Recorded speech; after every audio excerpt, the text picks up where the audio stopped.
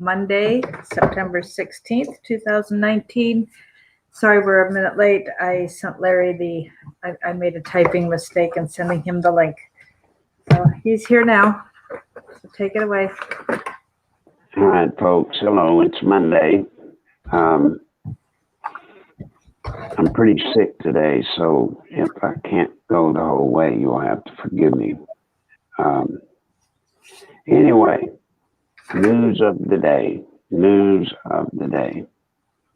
First part has to do with Supreme Court Justice Kavanaugh. Of course, another woman supposedly came forward making basically the same allegation as the one when he was trying to get confirmed. Immediately, you had Elizabeth Warren, Kamala Harris, Beto, and Bernie Sanders all demanding for him to be impeached immediately. They forgot to wait to see if it was even true. And of course, as most of you know by now, the person involved, when questioned about it, she didn't remember anything like the story that is being put out. So once again, you would think that the top Democrats running for president, you would think that would hurt them for jumping the gun and doing something so stupid. But of course, as is the case today, nothing will happen to them. Nobody will know. Number one, if you've watched MSNBC and CNN, which I've tried to make myself do, you will find that they're not even putting out the story that the woman's story is not true. They're not. So go figure. If you're a CNN or MSNBC viewer, you still believe that story is true. The media has gone all in to destroy President Trump and anyone around him. It's a sad day in this country when this kind of stuff happens. But it happens, it is happening, and it happens every day. The next major event that I'm sure most of you are interested in is Saudi Arabia. What happened to the tanker that was bombed supposedly by the drone? The question is, was it Iran? Was it Iraq? Was it Yemen? Now, I saw a colonel on Fox, and this guy was just about, as a colonel retired, I couldn't believe his position, but his position was pretty much anti-Trump, as I read what he was saying. He blames Trump for not getting more involved in the internal proxy war in Yemen. And if y'all don't know what that is, Yemen is in an internal war between the Saudi government forces and the Iranian-backed Houthis. I call them Houthis. I don't know what we're supposed to call them. I just call them Houthis because it sounds better, cute, mean. Now, the Houthis, as it turns out, are actually trying to lay claim to the drone attack.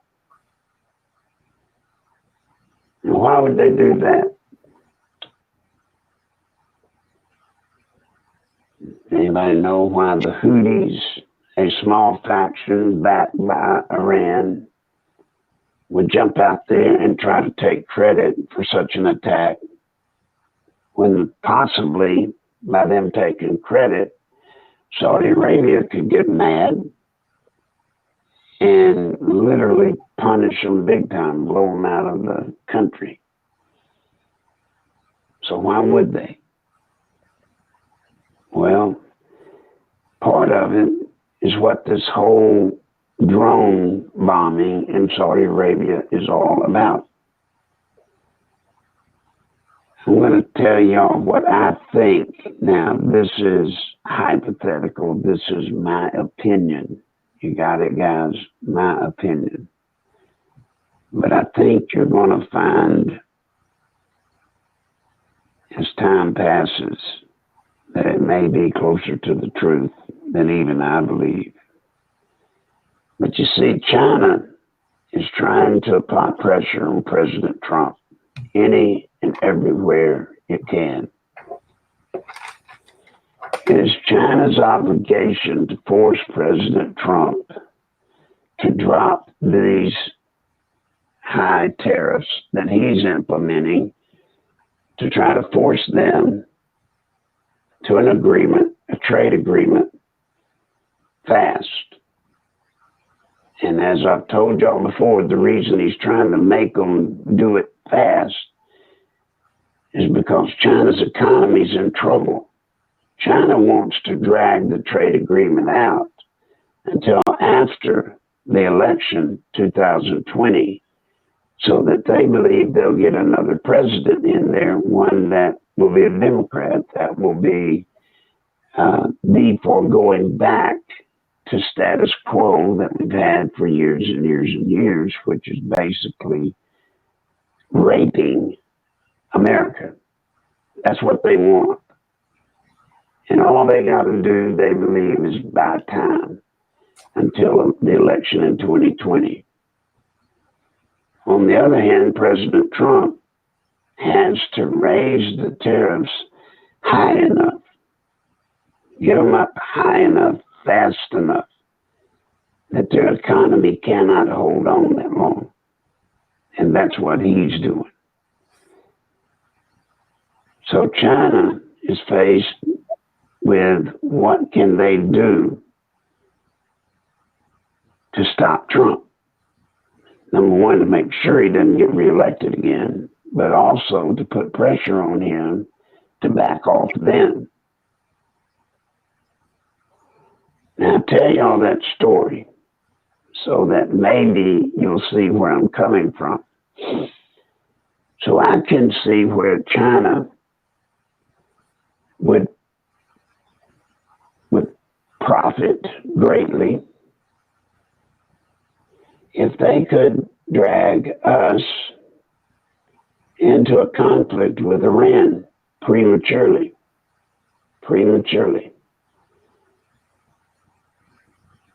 And that's why President Trump, I believe, in my opinion, is being so careful about his response to the drone bombing in Saudi Arabia. He's got to be careful because he doesn't want to be, I believe, my opinion, he doesn't want to be drawn in and let China use this proxy situation to force him to do something to Iran. The American people right now, guys, I do not believe the American people on the whole will back President Trump engaging militarily with Iran in a way that might escalate after what this country's been through with Afghanistan and Iraq. People just will not support it. Therefore, it'll hurt him politically. It'll hurt him right now if he makes the wrong move. I would ask, what is Saudi Arabia doing about it? It was their tanker blown up. But as you should notice the world sitting back and wondering, what is President Trump going to do? And this is another case where, we're being tasked with the job of global police force. Saudi Arabia should be dealing with this, not us. I don't believe the Houthis have the capability. I don't think they have the drones capable of attacking that oil ship. I don't think they have them. If they've got them, they came from Iran. But here's the kicker. I don't think Iran is necessarily technologically capable of pulling off a pristine, effective attack with drones, unless they're getting support from China or Russia and being aided with not only equipment but technology. So you need to watch, folks. Watch what happens over this situation. It's critical, not to the security of the United States of America. That's what that colonel was saying. Trump needed to get in and stop this proxy war between the Houthis and the government of Yemen. He should have already done it. Well, no, he shouldn't have. It's not our job in an internal country's conflict to stick our nose in. It's not. Plus, that is a proxy war, right? So imagine this. It's not our job. Well, it's not his job as president to intercede between the Yemen government forces and the Houthis. It's not his job to do that. Don't even know exactly how he would do that. But there might be a way he could pressure them, I would suppose. But here's the kicker. It's not the Houthis and the Yemen government forces. They're simply the proxies for Iran and Saudi Arabia, which is the ongoing battle between Shia and Sunni. Yeah, it goes all the way back to the long-standing feud between Shias and Sunnis. So if anybody should intercede, it should be the countries that are using these forces in Yemen for war within its country, within its own country. And therefore, can President Trump think about this, guys? I'm just asking y'all to think, because you're going to be seeing this very soon. Let me ask you, do you believe President Trump would have any power to sit down between Saudi Arabia and Iran and get them to stop the proxy war that they're causing in Yemen? Do you really believe he could do that? I'll give you my answer. My answer is no. He would certainly be able to talk and negotiate with the Saudis. He could do that, certainly. But the other part of the battle here is Iran. And I don't think Iran would negotiate in any way to try to stop that conflict. So what I've just told y'all is kind of complicated. I hope you understand it, because it's going to be an issue. It's going to be an issue that we've got to deal with, those of us in support of President Trump, because the media is going to push it. They're going to push it and just keep pushing it, trying to force President Trump to make a mistake. See, that's how difficult his position is. It's one thing to have to deal with international problems like proxy wars between Yemen and the Houthis. It's another thing to deal between Sunni and Shia conflicts that have gone on for hundreds, thousands of years between Saudi Arabia and Iran. Those are problems enough, trust me. But then when you've got the media that's against you, then you've got the Democrats that are against you. And don't doubt that every one of the Democratic Party candidates for president, don't doubt that they're not sitting there licking their lips, ready to back up and jump all over President Trump if he does the wrong thing. Think about it. Most presidents just have to deal with, say, Yemen, the government of Yemen and the Houthis.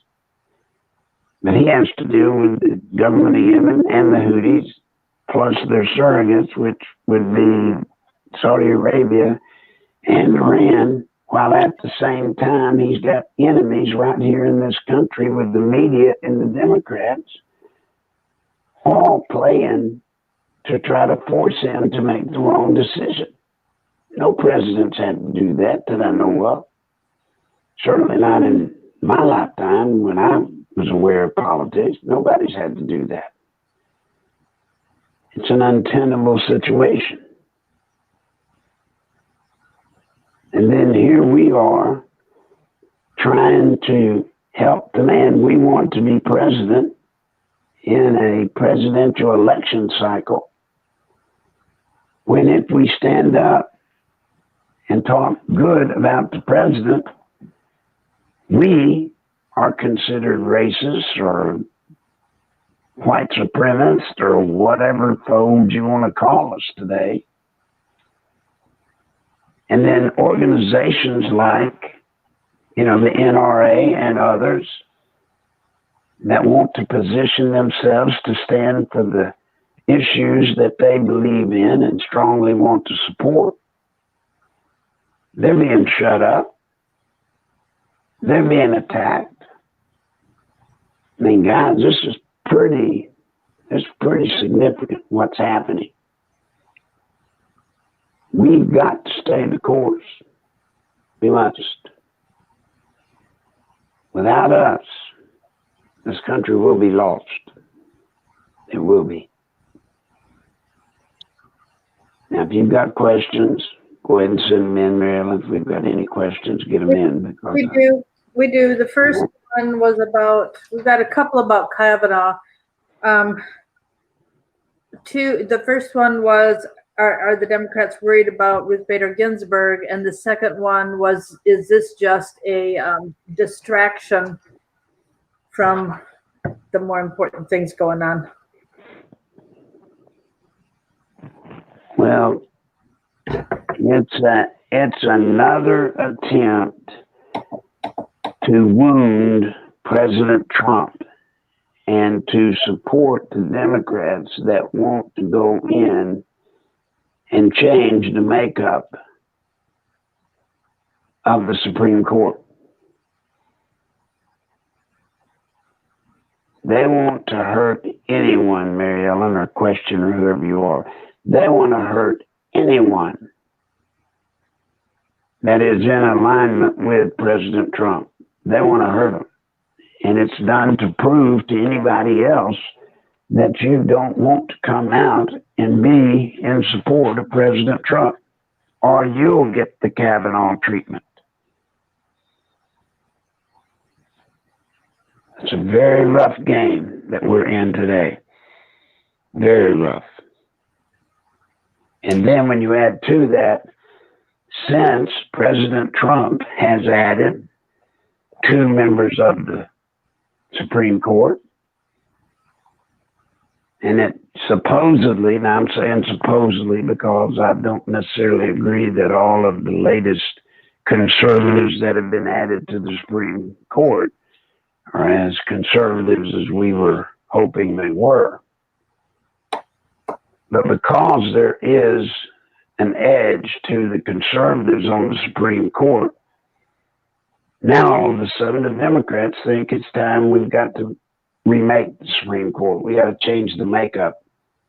It's not, it can't work the way it's working anymore, which goes in line, by the way, with their overall mission, which is our form of government doesn't work anymore. What else you got, Miriam? I'm looking. Cindy said, I don't know how Trump takes it. Close to being lost. If we don't win in 2020, it's over. Let's see. The Saudis can't take care of themselves is a question. Who benefits from oil shortages? Well, where it hurts us first, let me deal with that. Where it hurts us is when there's a problem in the chain of oil. It raises, of course, the price of oil per barrel, which equates to a rise in your price at the gas pump. Now, who profits from a shortage of oil? I can tell you who does that in a heartbeat. The big oil companies in America, and to some extent Russia. Remember what I've always told you, we don't burn any oil that comes out of the Middle East. That is a hard crude. We can't burn it here. We have to use soft crude. Where we get our oil that we burn in the United States and all of our cars, etc., that comes from either Canada, Mexico, U.S., or Venezuela. It's the only places we can get it that meets the standards EPA has for us.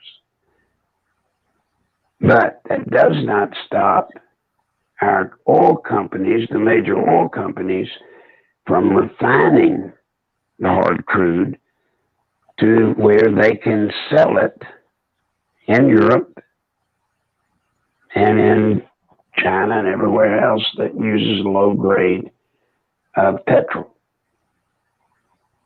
So don't doubt who benefits.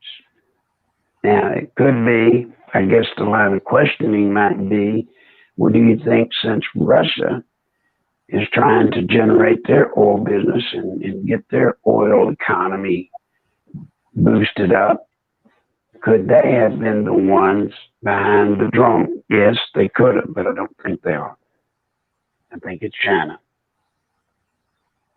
My opinion. What else you got, Miriam? I know James has asked a couple questions. Do you think that there are a couple of different Jameses. One says, do you think they're trying to get Kavanaugh because they're worried about the Supreme Court voting on military tribunals?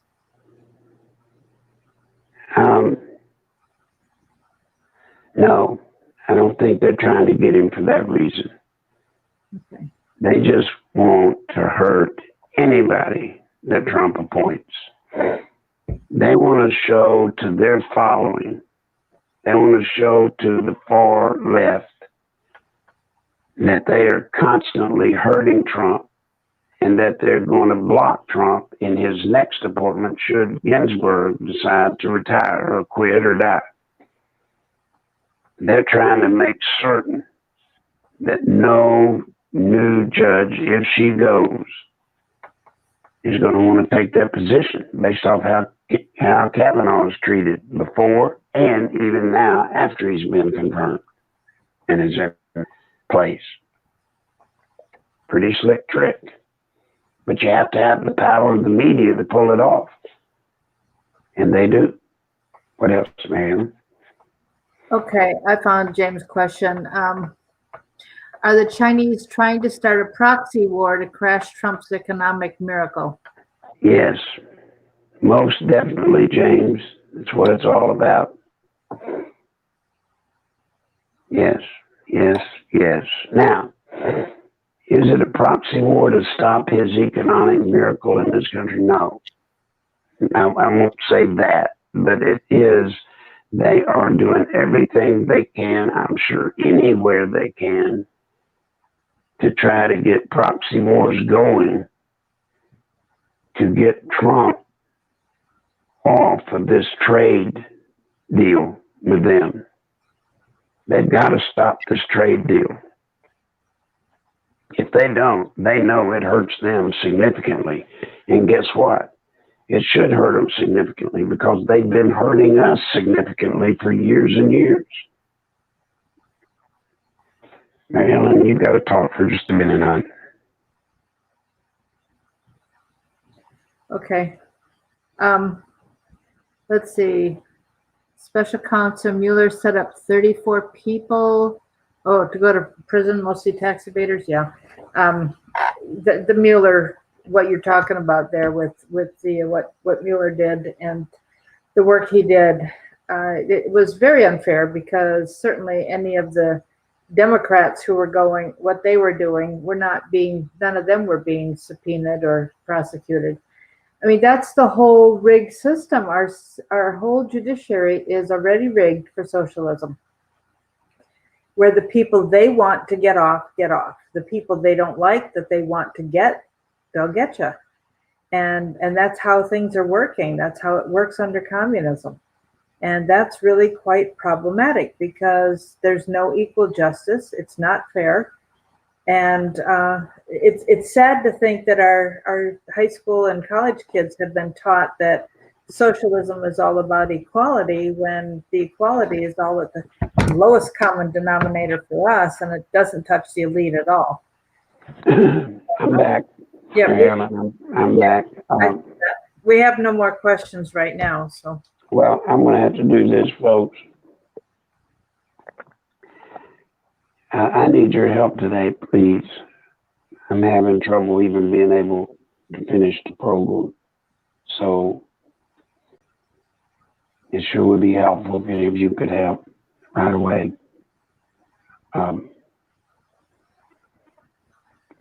Please, I'm pretty sick right this second. But back to China and our country. Remember, China has abused America horribly since NAFTA and GATT. Horribly. We have taken money from our country. We have taken millions of jobs from our country and given it to them.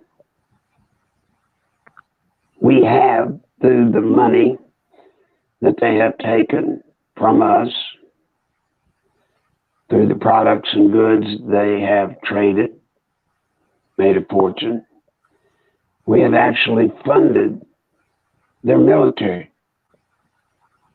We have been the funding source that is building their military into one second only to us in the world. Think about it. That's why President Trump has to hold firm. Either we stop it now, or we don't stop it at all.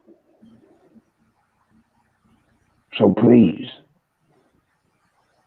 stay the course with President Trump, all of us.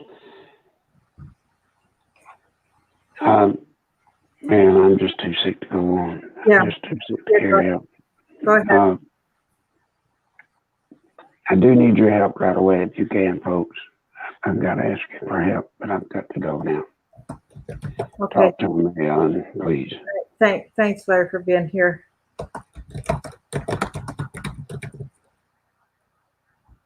Sorry, Sandy, I couldn't ask about the NRA issue. You could hear how sick he was.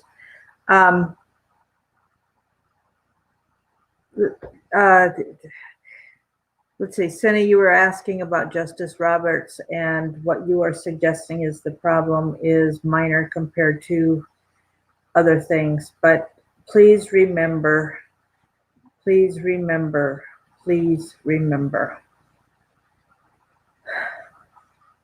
We have got to help support Larry and what he's doing because of all he's able to do.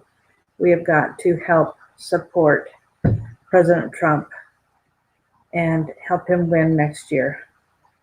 And we have to remember that for all the evil we have heard about, for all the people we know who have been traitors to our country, they can't go into a court because the courts that have purview are rigged.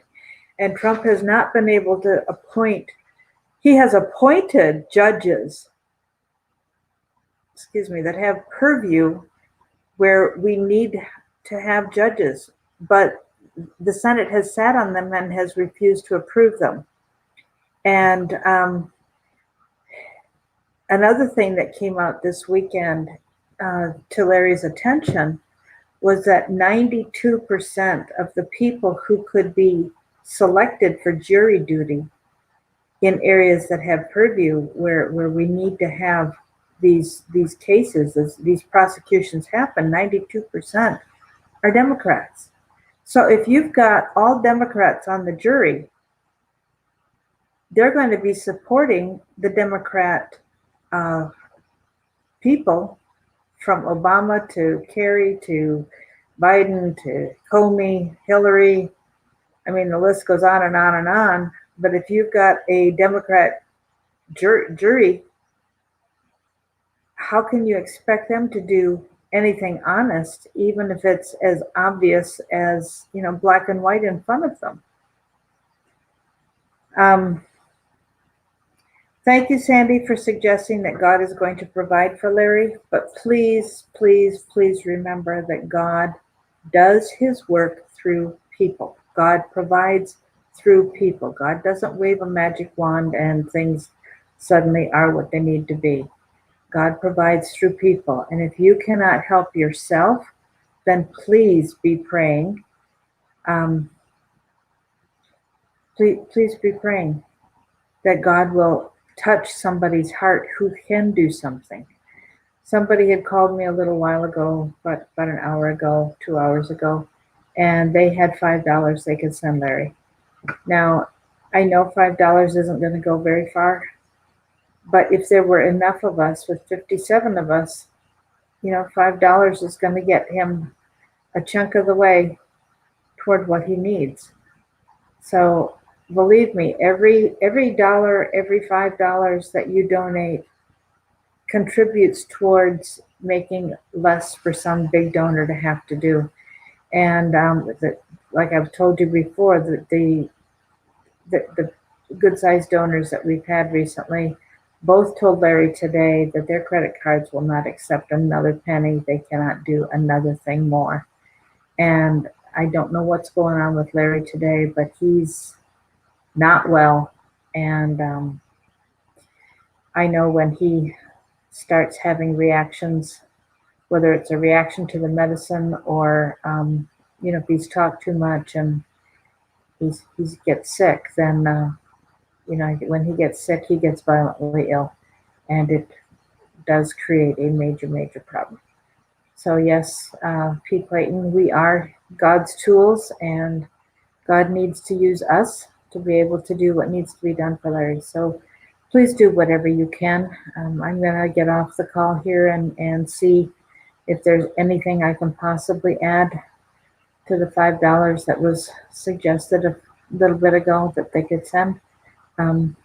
Do whatever you can, and I'm going to put in the website and the PayPal are underneath the video, but I'm going to put it in here again. The website is nicholslive.com, and it has a couple of ways that you can donate. There are 3 different possibilities there. We had somebody over the weekend who called me, and we made arrangements for them to be able to donate through Western Union because it was enough money to be worth paying somebody to go pick it up for him. Larry's PayPal, but if you want to donate through Western Union, you cannot donate to Larry because he can't go there and pick it up. It has to go. He will tell us who, and he has some friends and people that he can pay or that will voluntarily go and get it for him on their way to and from work, or through town, whatever it is. So Larry's PayPal account is nicholslive@aol.com. And I just put that in the chat. It is also underneath. So we're not going to spend a lot. I'm not going to spend a lot of time begging because, Larry has said we're not going to do that. But the bottom line is Larry stays alive because of the help that we provide. And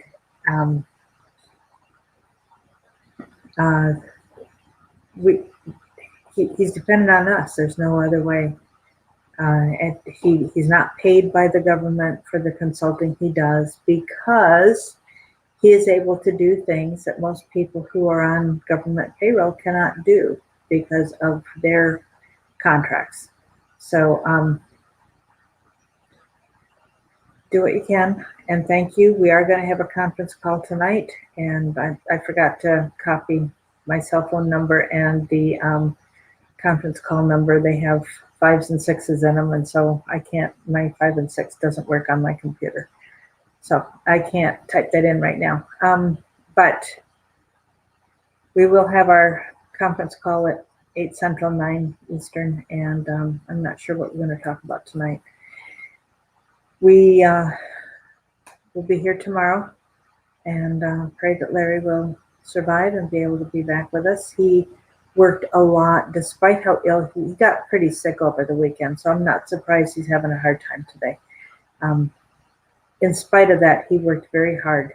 He worked hard. I was shocked. He kept he would call me and he'd just get on the phone and then he'd get a call and he'd have to go, back to doing whatever work he was doing with whoever was calling him. And then, a few hours later, he'd call me again and try to just say something, and he'd be gone again because somebody else important was calling him. So although he has security clearance and can't tell us all what he does and who he's working with, believe me, the little he's able to say, if you put 2 and 2 together, you can recognize that there's an awful lot of important work that he does get to do. So too many useless people, Joe. Well, that's really quite the satanic Democrat position, it sounds to me. So thanks for being here. We'll talk to you tomorrow. God bless you. Bye.